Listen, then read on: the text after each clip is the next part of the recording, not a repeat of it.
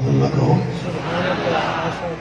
یہ نسبت کوئی معمولی نسبت نہیں ہے، جیسے ہمیں اپنے اساتذہ نے بتایا، علماء نے لکھا کہ جہاں حدیث پاک کا درس ہو رہا ہوتا ہے وہاں براہ راست رسول پاک صلی اللہ علیہ وسلم کے قلب اطہر سے نور کی شعائیں نکل کر حدیث میں مصروف لوگوں کے سینے میں پیوست ہو رہی ہوتی ہیں۔ دینی اداروں والے سارا سال تو حدیث درسگاہ میں پڑھاتے ہیں اور یہ سلسلہ چلتا رہتا ہے، لیکن آخر میں جلسہ رکھ کر اس آخری حدیث کا درس عوام میں کرتے ہیں۔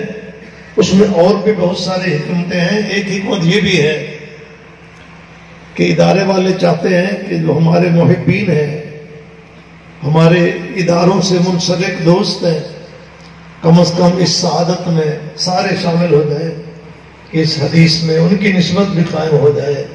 آپ بھی رسول پاک صلی اللہ علیہ وسلم کے اس قافلے میں شامل ہو گئے اس ایک حدیث کے ذریعے سے کہ جو قافلہ میراث پیغمبر کو لے کے چل رہا ہے، اللہ تعالیٰ اس قافلے کو اسی طرح چلتا رکھے اور قیامت تک ان بہاروں کو اللہ زندہ رکھے۔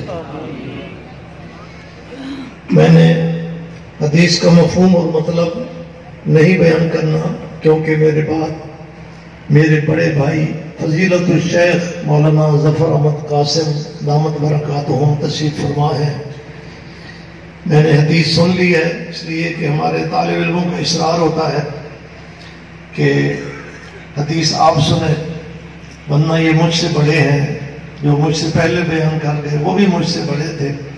میں چاہتا ہوں کہ اس کا مفہوم اور مطلب اور نصیحت کی باتیں وہ بیان فرمائیں۔ وآخر دعوانا ان الحمد للہ رب العالمین۔